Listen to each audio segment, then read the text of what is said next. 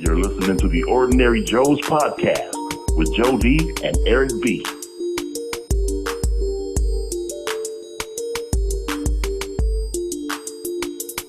The Ordinary Joe's podcast.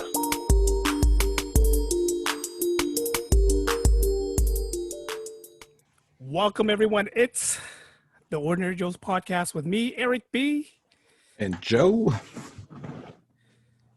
And together we are the Ordinary Joes. Ordinary Joes. Ordinary Joes. While he's drinking an Excuse OJ. me. Excuse me. I'll take my last sip. That's right. So for you guys who are just starting to listen, we are just two ordinary guys, Ordinary Joes. That's why we came up with the name. And this podcast, if you're looking for coronavirus updates or anything like that, who's going to be the next president, you are listening to the wrong podcast. Yep.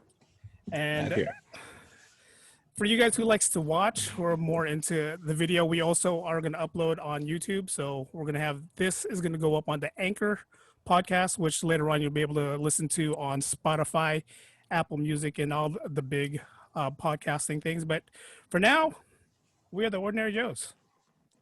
Welcome. So what's up, buddy?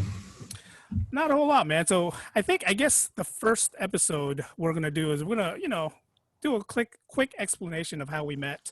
And every time I tell the story of how I met Joe, it's I want to say it's almost racial, but almost. It is racial. It's very racial. So let's go back to, I met Joe. Was it 2013, 2012? No, 2011. I would say, okay, 2011. Yeah, so, or maybe just the beginning of 2012, somewhere around that time. Okay. So I got a job at a high-end security job, hotel job here in San Francisco, and I worked the graveyards. And if you guys ever work graveyard shift, you guys know how crazy graveyard is.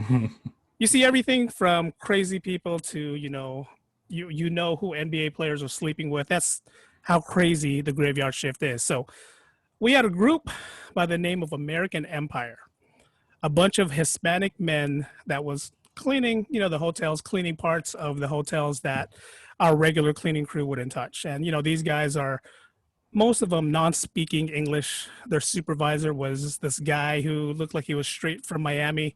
Every time he came in, he had his shirt buttoned down to his chest and, always did the whole, we got a problem here. What's going on? We got a problem here? And that's how I remember him.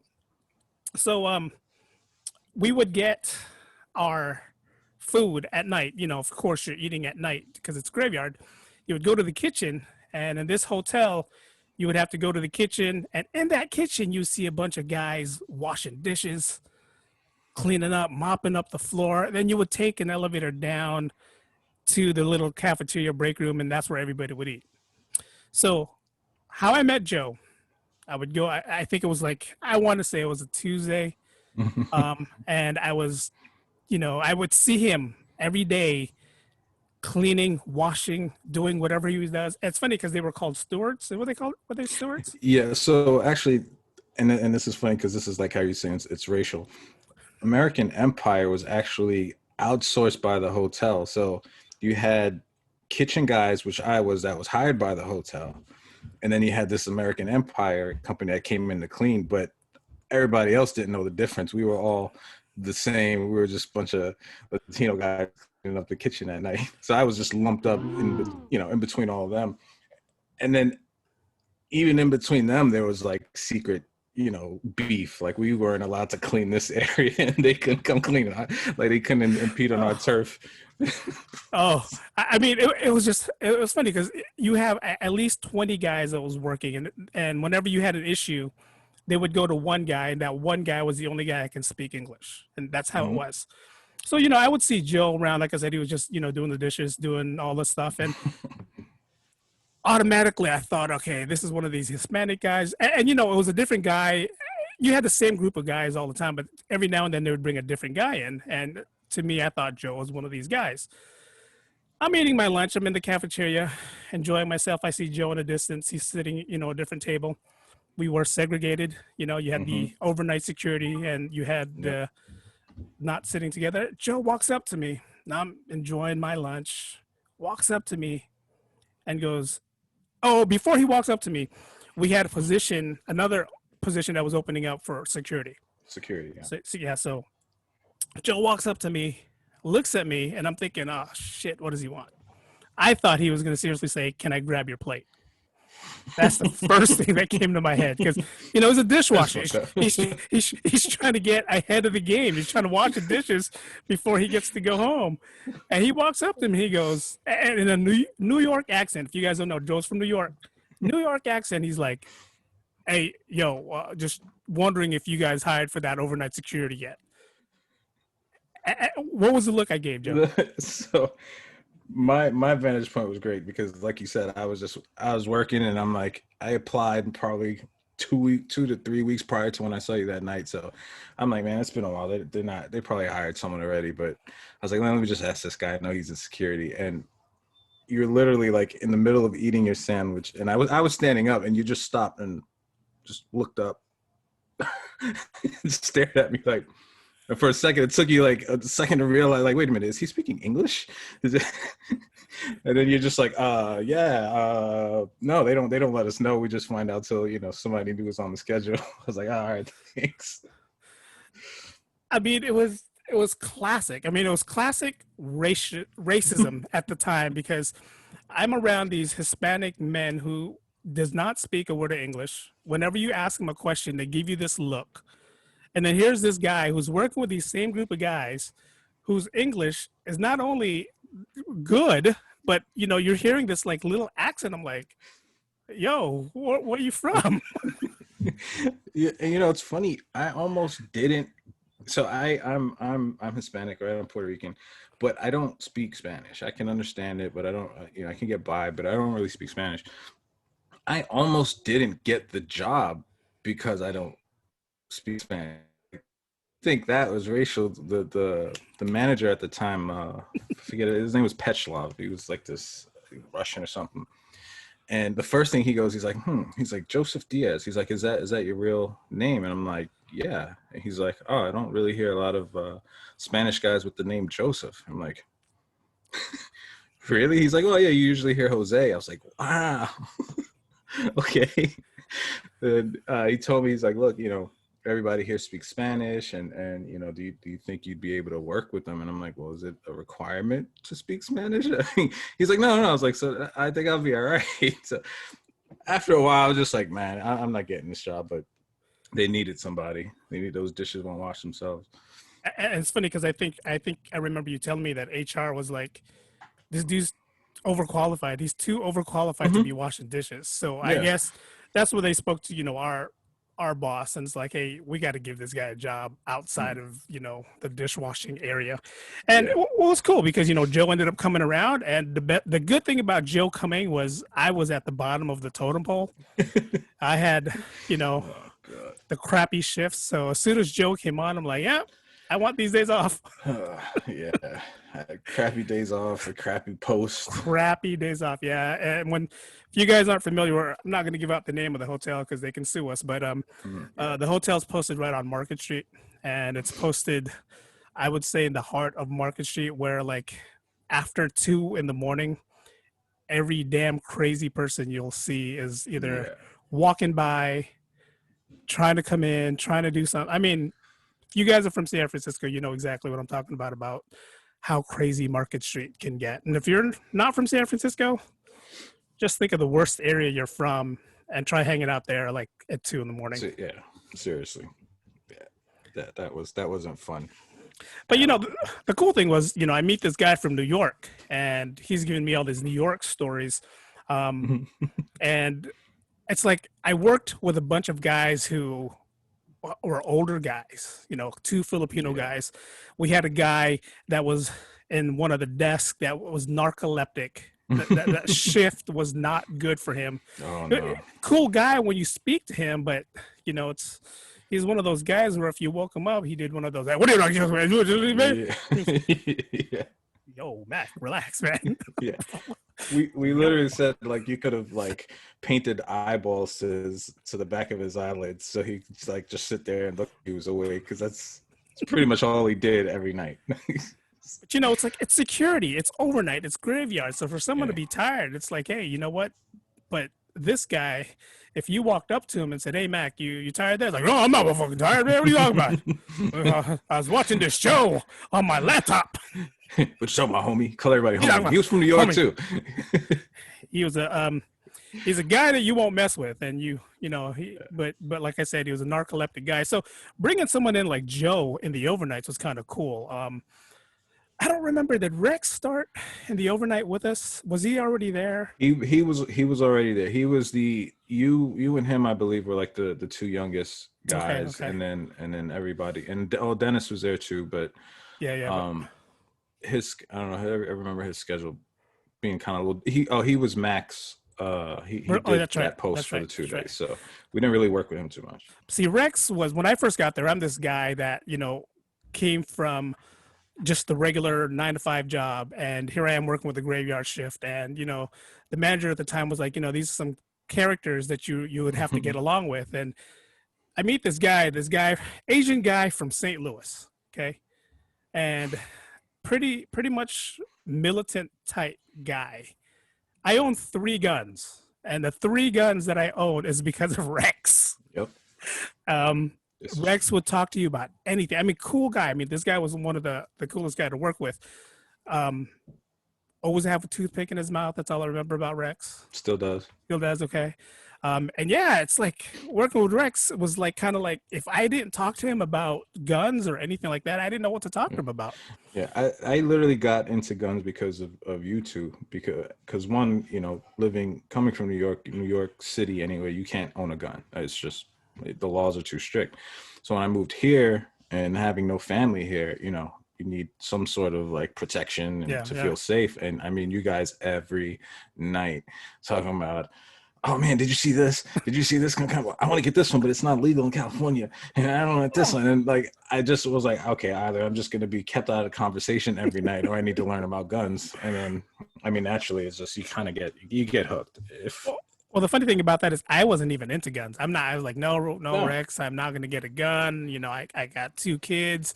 There's no way I'm going to get a gun. And every night he's just like, you need one of these. You need one of these. So the first gun I bought was a shotgun. Because I said, you know what, if this is all I'm going to get a shotgun. I like this shotgun. I think this is all we're going to do. Till that day that we went shooting at the shooting range. And when I shot his handgun, he had a Glock 19. He brought that with him. And when I shot that, I was like, fuck, I need to get a gun. Yep. I need to get a gun. And so, yeah, that's pretty much how it was. Rex, cool guy. I mean, he's one of those guys where, he spoke the truth, like he'll walk up to you and be like, hey, dude, you need a breath mint. Yeah. Yeah. Definitely. And you kind of feel moted. And the only thing you can say is like, why are you so close to me? Yeah. Yeah. That's one thing about Rex. He's going to be unapologetically himself. Yeah. And it's funny because he's I think, what, Korean and Chinese? He's Chinese and Vietnamese. Vietnamese, okay. Grew up in St. Louis. And Midwest. But he's one of those guys that you wanted to have at the overnight because, like I said, that don't give a fuck attitude. Crazy guy walked in. He would take out these motorcycle gloves that had the knuckles on them. And here I am taking out some $20 gloves that I'm like, Rex, you get in front of this. You get in front of me, man. You take care of this guy if anything happens. Do you remember your glove tactic? So when I first started working, I had never worked in security before. It was my first security job. But our boss at the time, who's still my boss now, but he said security here is it's different than security anywhere else. It's more on the lines of hospitality. It's 20% is actually, that security work that no one likes to do. And I lost my train of thought now. That was me. That was my fault. Yeah, no, it's all good. What were we talking about before that? We were talking about Rex and the whole security thing. Yeah, damn it, I can't. This is what happens when we're podcasting and we're podcasting live. We don't remember what we talk about. I don't know why my phone went off. Maybe there we go. Oh, all right. Now I remember your glove trick. So being new to security, I had never done it before, but I used to work for FedEx. So I had customer service experience, which was really all they care about. But Eric used to give me all these security tips because he had been on graveyard for a couple of years. So he knew how to deal with these homeless or crazy people, or what we called 925s, which was a code we used for anybody that was just Oh nuts. my God, 925. Yeah. So he's like, a lot of times you don't even, the situation doesn't have to escalate. You can stop it before it even gets to where it would be dangerous. And what he would do is, there's somebody acting crazy, he'd go in his back pocket, and he'd grab out his gloves and start putting them on as he's talking to you, but being like really polite.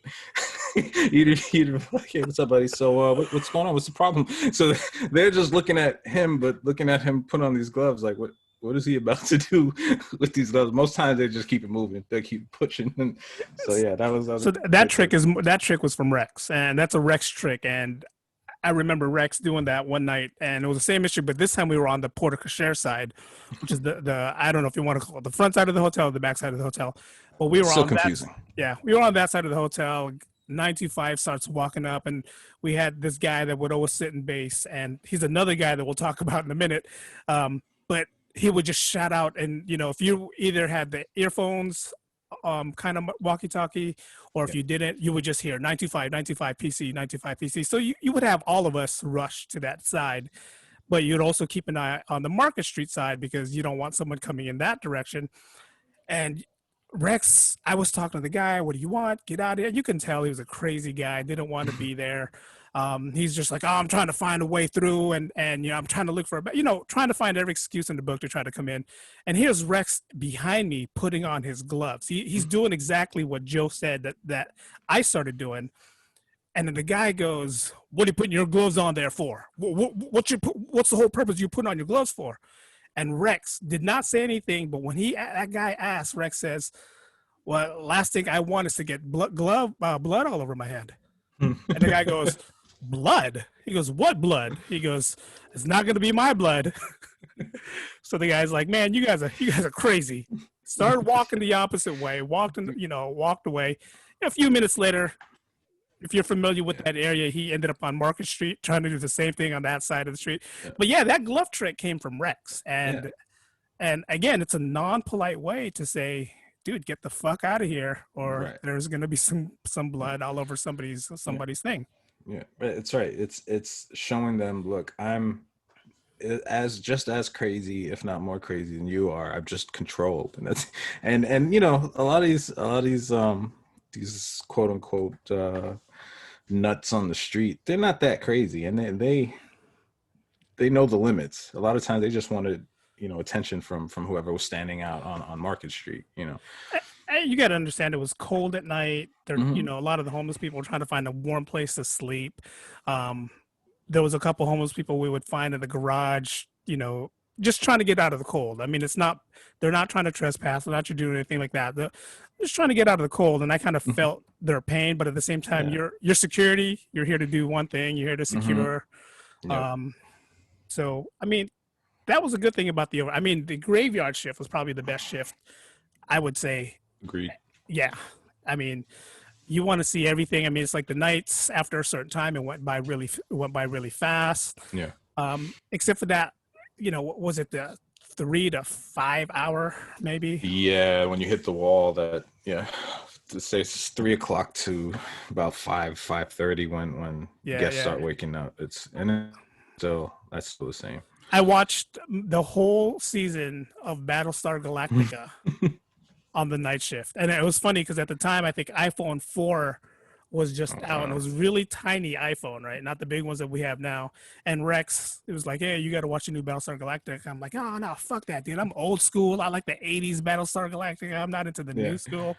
And he was like, just watch one episode. Watch one episode. So I did. I watched one episode. I was like, okay, you watch one episode. Now you got to get to the second episode. Next thing you know, I'm watching the whole season on this tiny little iPhone. And the one day that I had off, I came home and I watched it on the big screen TV, and I'm like, this isn't the same. Yeah. I have to watch it on my phone. This is too big. This is too big. What do you looking at the screen like this? Yeah. Like, wow. So the graveyard shift is a fun shift. And if no one's ever done a graveyard shift, and I'm not talking about hospital or SFPD, for you guys who does that on a graveyard shift, props to you guys. But if you've never worked hotel security on a graveyard shift, yeah, especially down there. I mean, you see a little bit of everything, and a lot of times it's not even the homeless are crazy. That's really just a small part of it. The guests most of the time were worse than anyone else. Like, oh my God, we had and I'm surprised at how often this happens where people get locked out of their room naked. Right? I mean, I get you want to push the cart outside. Maybe it smells. I don't know, but is it that urgent that she can't at least throw a robe on? So put some clothes on, please. That's all we ask. One day I'm working and I get a call on the radio. Hey, we have this guy in the stairwell. I'm like, okay, and I'm like, can you give me a description? He's like, oh, he's wearing a white shirt. I'm like, okay, that's his Asian man who's wearing a white shirt. All right, I get up. Okay, I'll head up there. I get up there. Now, before I get there, at the time, my ringtone for my notification for my text messages was a whistle, right? Like, right? So that was a terrible whistle, by the way. So I get up there and I go to the stairwell, and it's this Asian guy, older gentleman, like, maybe 60s. And sure enough, he was wearing a white shirt, but that's all he was wearing. He didn't have anything else on. He was barefoot, naked from the waist down. He had stepped out of his room to put out the cart, and it had locked. It had locked behind him. But there was a bit of a language barrier. But as he's standing in the door, in the stairwell, hiding behind the door, and I'm outside talking to him, and one of the other security guys comes, and he's in the hallway, but he can't see what's going on. He can only see me. He knows the guy's naked. And then I get a text message. So this poor guy's standing here naked, and now you get this little whistle. And so now this guy's to my right. I mean, tears, but he's trying not to laugh because he doesn't want the guests to hear him. And the guest is like embarrassed. So I had to run, get him a towel and a robe. And yeah, it was a mess. But... And the whole time Joe's phone's going. Oh, great. I'm just going to get a harassment charge now. You're listening to the Ordinary Joe's podcast with Joe D and Eric B. I mean, the graveyard shift I did when I first started, and I think you did too. We had to know all the shifts. So you did the morning shifts. You did the what we called was it the swing shift? Swing shift, yeah. Swing shift was kind of crazy because that's when you had all the drunks who didn't want to come, the people who didn't want to pay their bills, they were trying to walk out on the restaurant. So that was kind of crazy, the swing shift. And I fell in love with the graveyard just because, like I said, it's just after that certain time, it was just chill. You didn't have to deal with anything, and you're pretty much battling sleep is what you're doing. It's like if you didn't have that Red Bull or if you didn't sleep well, you're battling sleep, and they're telling you to hey, we got to check these stairs, and you're walking up and down these stairs. And if you were unfit, which pretty much a lot of us was a graveyard because we were eating like crap because we were drinking too much sugar. It was going to 7-Eleven, buying that chili cheese dog. Watch my back.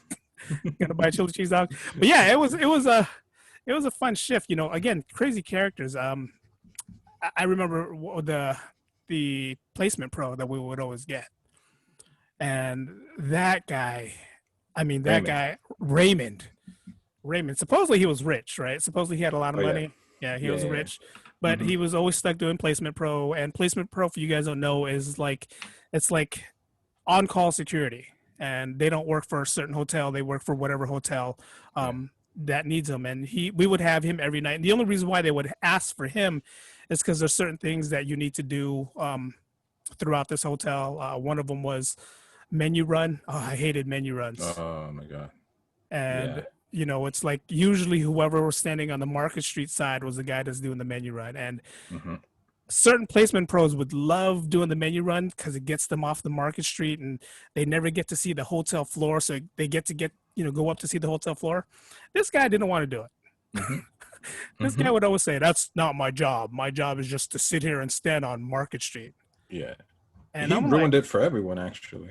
Yeah. He all of a sudden, Placement Pro is not doing menu run anymore. So it's like we had to do menu run. And for you guys who don't know what menu run is, if you guys are ordering room service for the morning, you would jot something down on this little menu. You would hang it on your door, and us security guards would go up and down every stairwell, every floor to see if there's a menu there. And it was fun. You ended up talking to yourself a lot, and I did. Yeah. You know, I spoke to myself a lot, and at the same time, you would hear crazy shit like maybe like a room that was empty, and you would hear that with nobody in the room, and you know, and it's one of those things where it's like, all right, I have to do menu run, and you almost didn't want to come to work because you had to do menu run. Yeah. And you'd have a couple guys, and those guys no longer work there, but when they did their menu run, they'd fucking skip every other floor. Oh my God. And make it so obvious that they were skipping it. And like, come on, dude, you were just 5 flights up. How'd you get down there so fast? For you guys, a menu run will take you at least 30 minutes. Mm-hmm. You're walking up, yeah, if done properly, 30 minutes. And not only are you doing menu run, you're also securing that area, making sure that there's nobody wandering around the stairwell. You're looking for doors that are left open. You're looking for people wandering down the hall. So you're doing a little bit of both. But these guys, 15 minutes later, you know, they'd call down to base and say, menu run's done, 15-2 and whatever the numbers were we were giving out. And you were like, dude, you literally just started and you're done already? So it's like, okay, what am I doing wrong that I'm taking 30 minutes that you guys are doing it for 15 minutes? Right. And then the thing is, you'd have a second menu run later on in the night just to kind of, you know, catch any late guests that come in and might put a menu out late at night and early in the morning, and you know, that quick turnaround. So, you know, you kind of go behind them. Once in a while you would maybe find one or two, but the first menu run catches everything. Yeah. We would, you know, the second guy would go and there's like menus on every floor. Yeah. And then the first guy's like, don't call it out. Just, you know, just write it down. Like, yeah, they had their own things, and these guys been there longer than we have, so they had their little tricks and trade. I mean, you know, the guy at the base was probably the best guy to work with because he would just like to sit there and watch movies the whole time you're there. And you try to tell him something, and it's funny because I'd never wanted to sit in base because I didn't want to have to sit there and type all this shit out, right?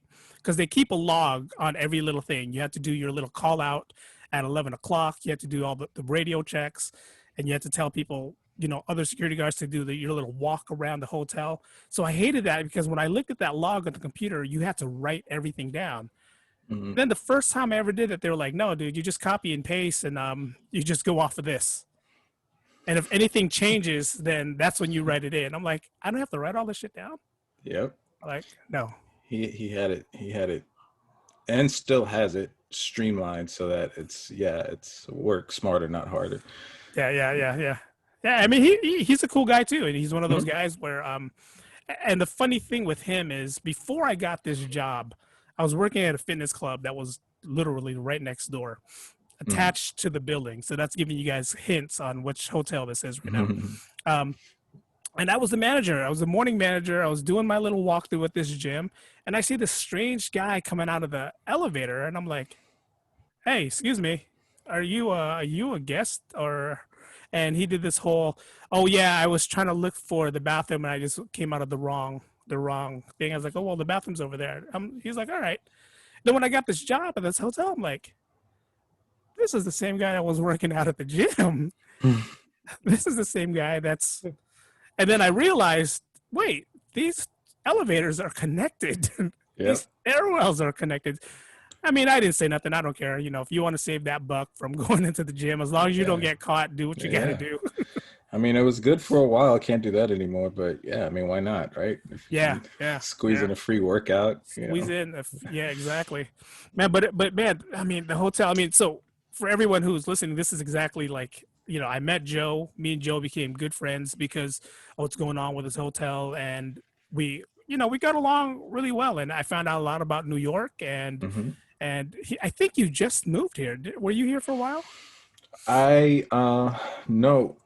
I mean, when I met you, I was probably maybe 3 months here Okay. in San Francisco. Okay. Because I got a job pretty quick after getting here. Okay.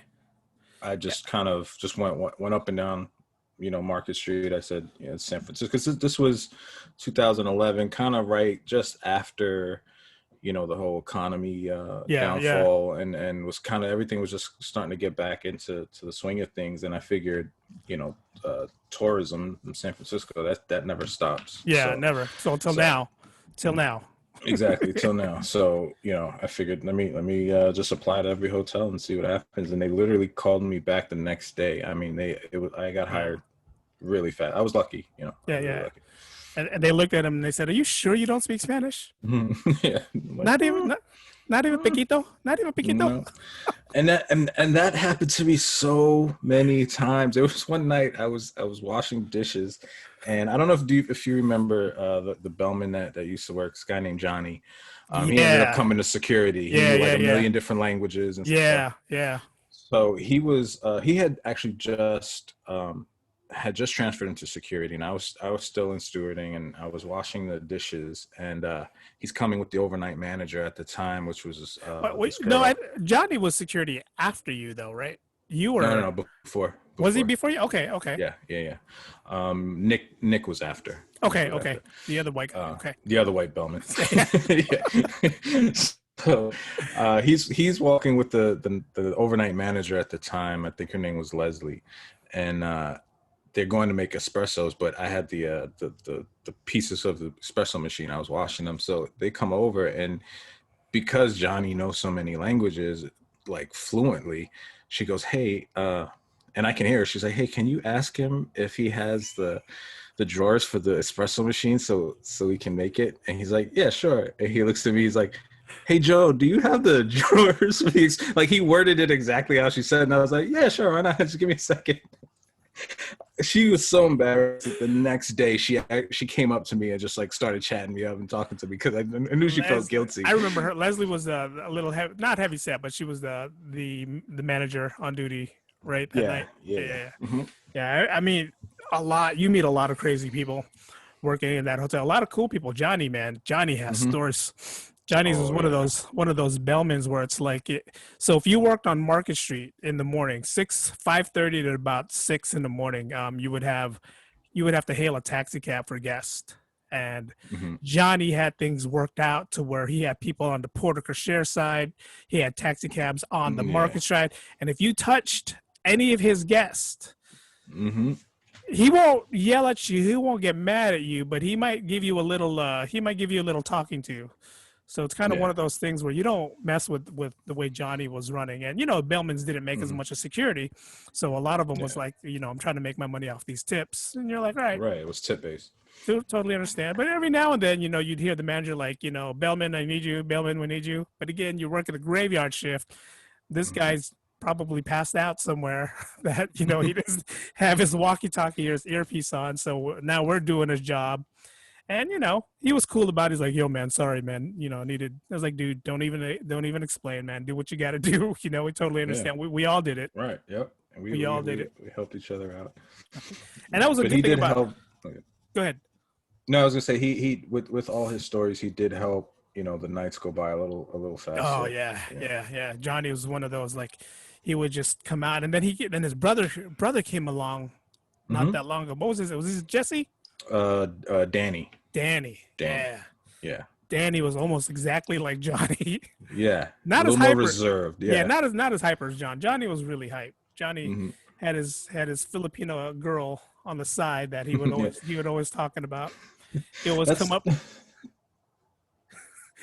always come up to me and ask me, he's like, "Hey, how do I tell this girl's dad that I like her?" I was like, "I don't know. Why don't you just go up there and tell her that you like her?" Yeah, they were interesting characters, mainly because they were white boys from San Francisco, but not your typical white boys. They grew up in the hood. Yeah. They spoke Spanish, they spoke Tagalog, Yeah. they spoke anything he could learn. He was the last thing I remember, he was learning how to speak Russian, and he was doing pretty good at it. So they're interesting, definitely interesting characters. for you guys who are not from San Francisco, they lived in the Richmond district. They lived by the beach, and that part of the beach or that part of the area they lived in was kind of hood. And they didn't take shit for nobody. And like when you needed help, if there was a 925 and they said, "Hey, 925," Johnny was usually one of the first. And this is when he was a bellman. He wasn't even security. He was one of the first one there because he wanted action. He wanted to see but the other bellmans were like, "Hey, there's a crazy guy here." Like, what'd you do about it? I'm not security. I don't get paid the money to do all that. That's you guys' job. They could literally be getting hit with like a homeless person's socks, and they're like, "Security, can you make him stop, please?" Yeah. We had a cool group of overnight crew. And I liked it. I like the people that we worked with, and we found ways to either we backed each other up. We found ways to make the nights go by faster.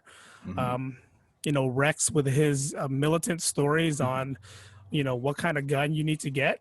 He says you can walk. This is one of Rex's stories. You can go across the border over to Nevada and get yourself a rocket launcher.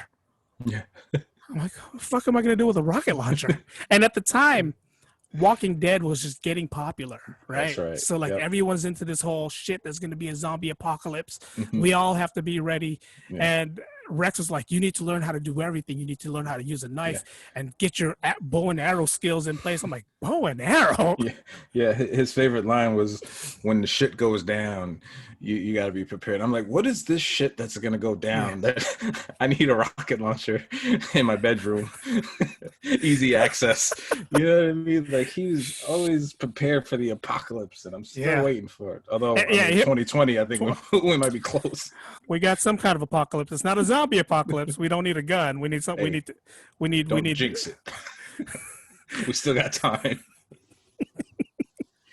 Oh man, but crazy characters. I mean, it's the Graveyard Shift was probably that hotel. It's funny because after I left that hotel, and we'll get into that story another time, another podcast.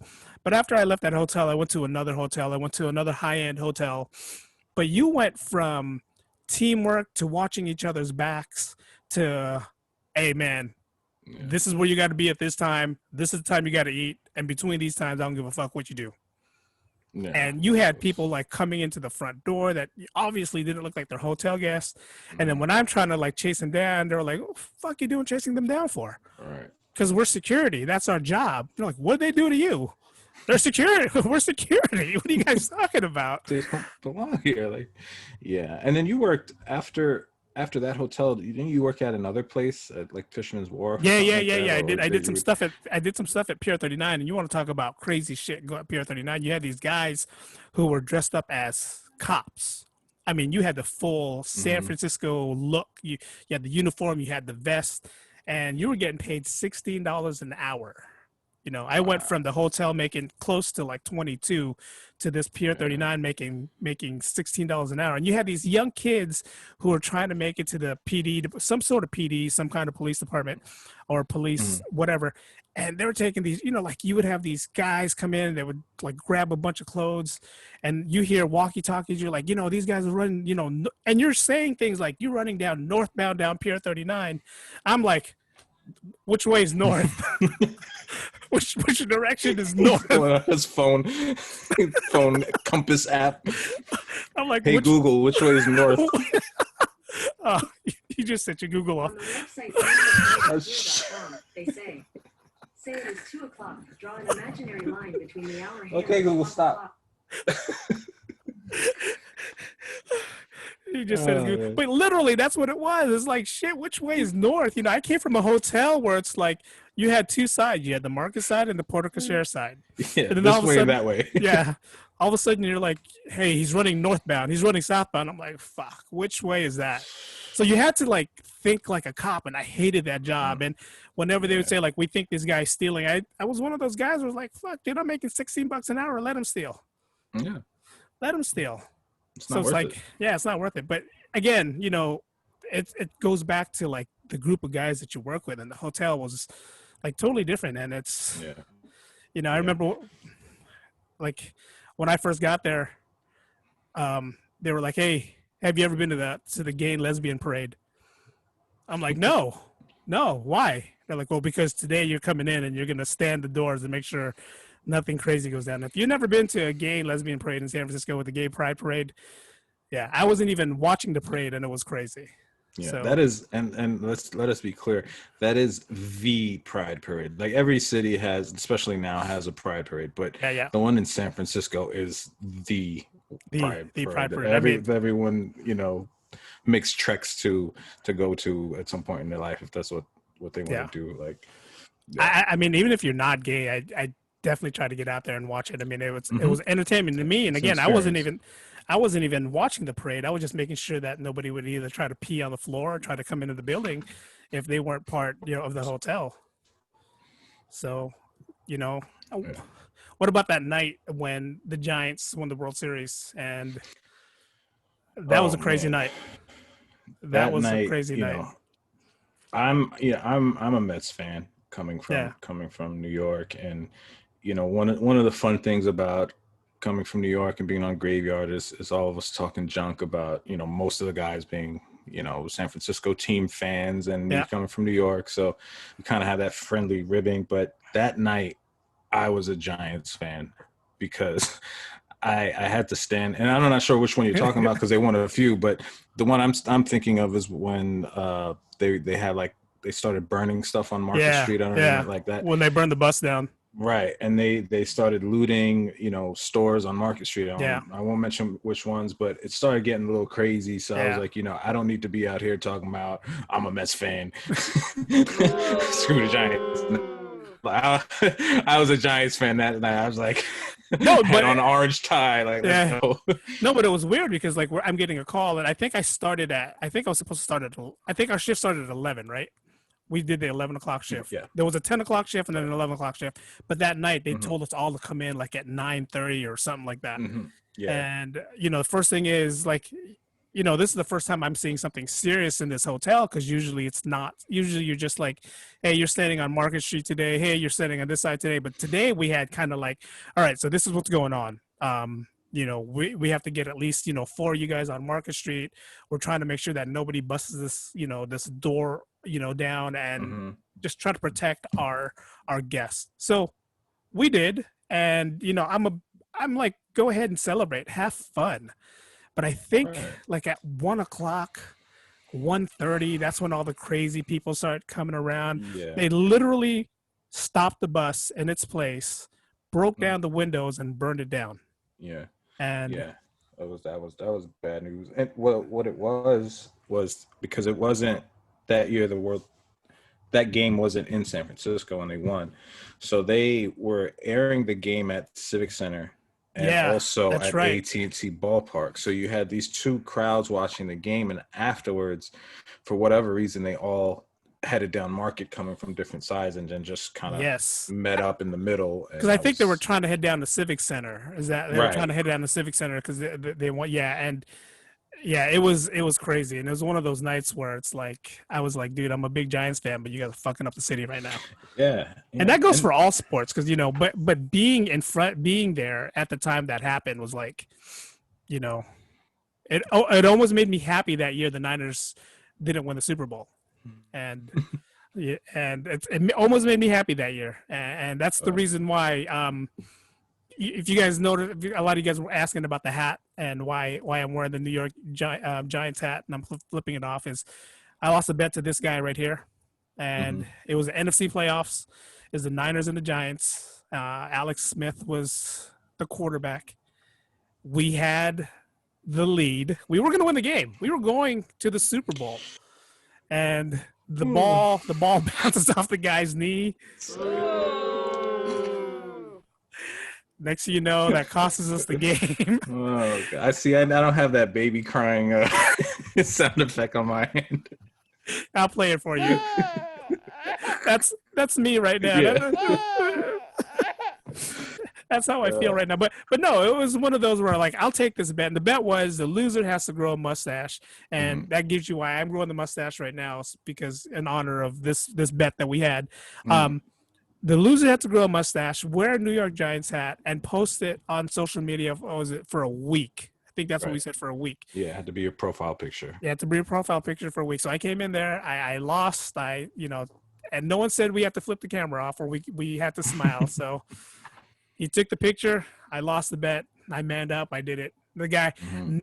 Nick was another character that we had. Nick was like, I'm never fucking doing that. You're crazy. I'm a Yeah. Niner fan through and through. What's wrong with you Mhm. putting that? Because now we have to burn your head for putting that Giants. Yeah, Because you're not a true. And he gave it to me that whole night. Nick was another bellman that we had that turned security, but he's this Yeah. cool college kid from Monterey, laid back guy. Every Yeah. girl in the hotel loved him Mhm. just because he was like he looked white, but he was Spanish.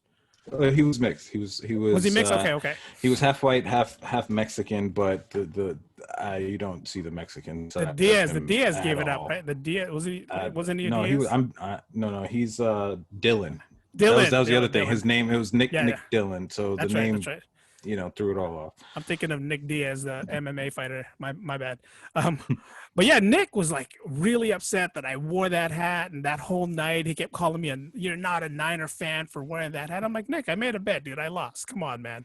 Yeah. What do you want me to do? Yeah, and he's a big sports guy, typical kind of jock mentality. So it's always talking crap at any chance. So Any chance. he had a lot.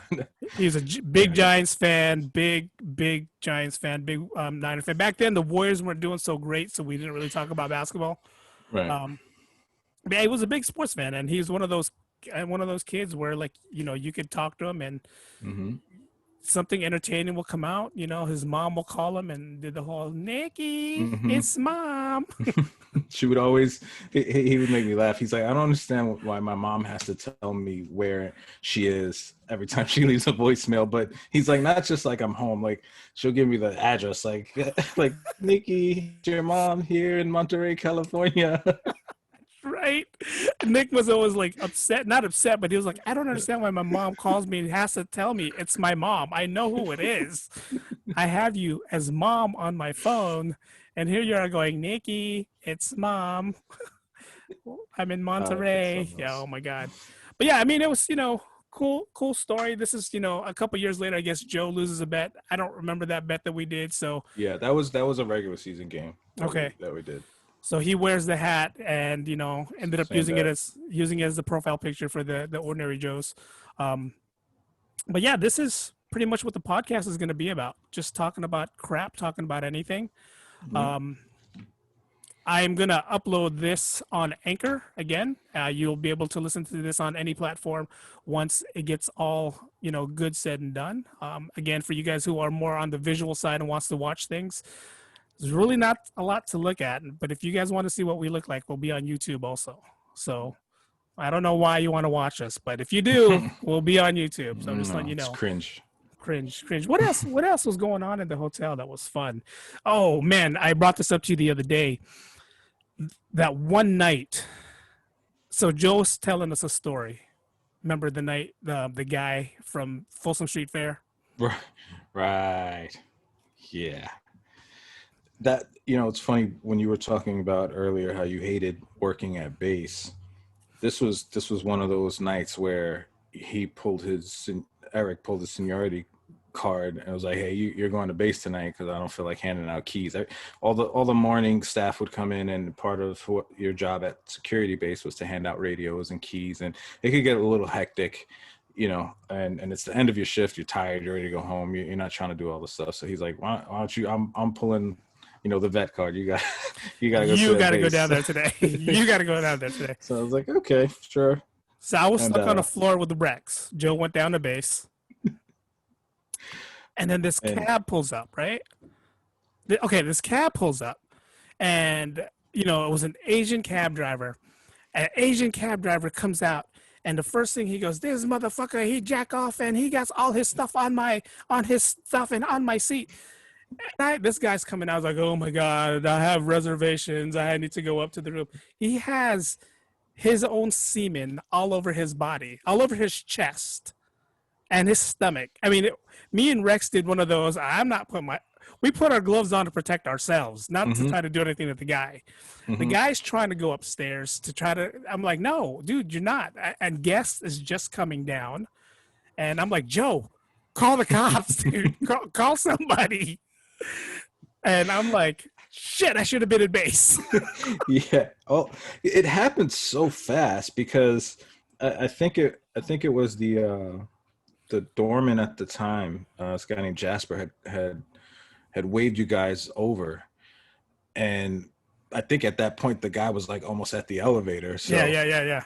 He was. you had to like kind of chase him down and stop him from going upstairs. Thankfully, because this was like around 6 in the morning, 6 like in the when morning. people are awake and going Yeah. to getting taxis and stuff. And for whatever reason that day, it was just dead. It was just we lucked out, and it was just the staff on ground floor. Folsom Street Fair usually happens on a Saturday night or Saturday, right? So this was going into Sunday morning. Right. I think That's right. it was my day off. That night was going to be my day off. And this guy comes out, and I couldn't deter whether he was a guest or not a guest. I mean, he looked like a guest. Yeah, he wasn't a guest for sure. But when he came out of the cab and he said he was a guest, I didn't know if he was or not. So we were just like, go ahead. But the cab driver was more like, who's going to pay my cab fare? I'm like, oh, no, not me. I'm not paying the cab fare. Shame on the cab driver, because this guy got into the cab without a shirt on and leather pants, wasted. So it's like, come on, what do you think was going to happen? Yeah. Yeah. What the possibilities have been? I'm more surprised he was able to masturbate and finish the way he did all over himself in the cab ride. Impressive. Yeah. I can't pee next to people sometimes. Yeah. I get stage fright. And this guy had a crazy Asian accent, and I'm like, dude, you got off in that? I'm like, what the? How did that happen? It's one of those hold my beer moments. Yeah. And then me and Rex was like, all right, dude, let's call the cops on this guy. Rex was like, dude, it's 6:00. By the time these cops come here, they're in between shifts themselves, because cops are like getting ready to end their shifts and start the shifts. By the time they get here, we have to fill out this whole report. So we're like, just let him go. I'm like, yeah, because he didn't really do anything to us in the hotel, so just get the hell out of here. So what does this guy do? He's running down Port Cochere side. He's trying to get into another cab. And we're yelling like, no, cab. The cab driver's looking at us like, fuck, dude, I want this fare. So like the cab driver comes up to me and Rex is like, why didn't you let him get in my cab? I'm like, dude had like masturbation fluid all over his stomach. Did you want that? And the guy's like, oh, I didn't see that. I'm like, yeah, dude, we saved your life. Trust me. But those are like the kind of crazy shit that we see when we work at the hotel. Yeah. So and it's funny because now, just like every typical Filipino, I'm working in the medical field, and you don't see anything crazy there. I mean, we still see crazy stuff, but it's not something where you can just be like, hey, you can't do this kind of thing, because where I work, there's protocols. I'm not security where I work. I have to call security, even though some of our security over there is not the best security. Right. So yeah, and same here. I mean, I've since then, I mean, I'm still in security, but I have a pretty easy post now, and I don't really have to deal with hotel guests or Market Street and stuff. So that makes it a little easier, but it also makes the nights a lot longer. Yeah. Because I think part of why we became, good friends is, like you said, that 3 to 5 span is so dead. So you find yourself just talking, trying to keep yourself awake and trying to keep yourself entertained, and you tell yourselves the same stories a million times. So you really get to know, people really well. One thing I forgot to mention, I wasn't going to tell Joe, I was talking about this, is the first day he met his wife.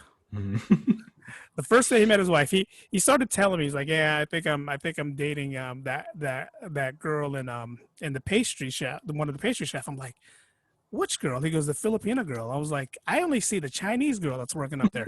His wife kind of has that Asian look, so that's why I thought she was Chinese. Yeah. So, and then it's like, yo, she knows who you are. She says she says hi to you in the morning. Sometimes I'm like, I honestly don't know who she is. To the one day that I actually finally saw her, properly introduce each other. And the day that I found out these two were actually really dating, I just started my shift. I think I had a 10 o'clock shift that night, and he had the 11 o'clock shift. He hasn't started yet, but I'm doing my 10 o'clock patrols, and I'm walking through the pastry chef area, or the pastry area, and here's Michelle helping him with his tie on. And I'm like, I'm like, yeah, I'm not gonna say anything. I don't see nothing. And I just turned around to both of them, was like, hey, I don't care what you guys do, but I want to be invited to the wedding. That's all it is. Which and you are. I was. Yeah, I was. You know, it's funny. Recently, there's this lady that she's worked with us since I've started. So and even prior to Michelle's been there longer than me, but she's worked there for a while. She's in housekeeping, and this was before all this stuff happened. She ran into Michelle and she's like, "Oh, hey, how's your brother doing? Is he still working here? I haven't seen him in a while." And she's like, "I think you have me mistaken. My brother, he's a nurse. He doesn't work here." And she's like, "No, your brother, the bald guy." She's like, "Joe?" She's like, "Yeah." She's like, "That's my husband." Just the face that she gave her was almost one of like, like, you sure? You sure that's your husband? You married your brother? Like, Oh, I'm like, what is? So I'm like, I know she has to have seen us together, like on, in the street and like leaving, coming to work together. Like, you didn't think it was weird? We were a little too close for comfort as siblings. maybe that's what her and her brothers do. I don't know. Hey, Some people, never know. yeah, they're a little too close to their brothers and sisters. Not me. It's 2020. Yeah, I'm gonna start using 2020 as an adjective, Yeah, just 2020. to That's describe pretty much things what it is. like. Oh man. So I guess we got to end this podcast somehow because we're gonna end up talking forever. What time is it? Yeah. I see 7:35. Yeah. Okay. So it's yeah. been about All an right. hour. Been about an hour. All right. So again, I'm gonna upload this podcast. We are the Ordinary Joes, and Ordinary Joes. I explained it in another podcast. We're just two ordinary guys. Mm-hmm. That's all it is. Trying to create a podcast, trying to see if this content works. And we're going to come up every week. We're going to have a little content every week and talk about different things. Today was kind of more introductory kind of podcast, filling it out, see how it feels. And we'll go from there. We are most likely going to come out with another one next week, and we'll surprise you what we're going to talk about because we don't even know what we're going to talk about yet. Yep. So we'll make it up as we go. We'll make it up as we go. Definitely, we're not going to talk about the coronavirus unless we're talking about sports and someone in the sports field ends up getting the coronavirus. That's probably the only time we'll talk about the coronavirus. Other than that, I'm not trying to make this political. Yeah. I mean, if you need politics, if you need a coronavirus update, there's plenty of stuff out there for you to look at. Go watch CNN and Kamala Harris and Joseph Biden. All that stuff. You can. We're not. This is not what we're talking about. Now, this is a break from that stuff. This is a break from that stuff. So, again, I'm gonna upload this on Anchor. It's gonna go up on YouTube. There's gonna be multiple links that you guys can check this out. We're eventually gonna start a Patreon account. So, as we move forward, as the audience gets bigger, we'll definitely want you guys to support the Patreon account. But until then. I won't be taking off my clothes though. Oh man! Unless the price is right. Oh man! So I just saw someone's Patreon account go down right now. Patreon just sent you an email. You're not allowed to have an account with us. Hey, Original Joes. It's like, no, it's Ordinary Joes. Oh, that's right. I think I remember that. Yeah.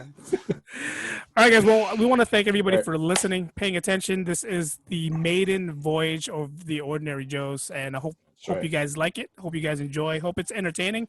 If there's anything that we can do to change that you guys will think is better, no, I'm not going to listen to them. Yeah, you can let us know, but you can let us know. We're not going to do listen whatever to you. we want. We're going to do whatever. This is our podcast, damn it, not yours. Yep. You want something good, something entertaining, make your own podcast. You don't know the struggles we did just to get to where we are right now. Yep. And I've done podcasts, I've done YouTube, I have a vlog, but for some reason today's podcast, I had the jitters. I couldn't sleep last night.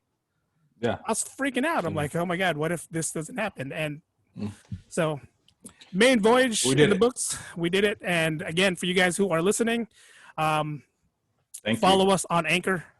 We will have another one next week. And next week's topic, again, we'll see what happens when we get there. Yeah. But until then, thanks for listening to the Ordinary Joe podcast. I'm Eric B. I'm Joe D. See ya. Later.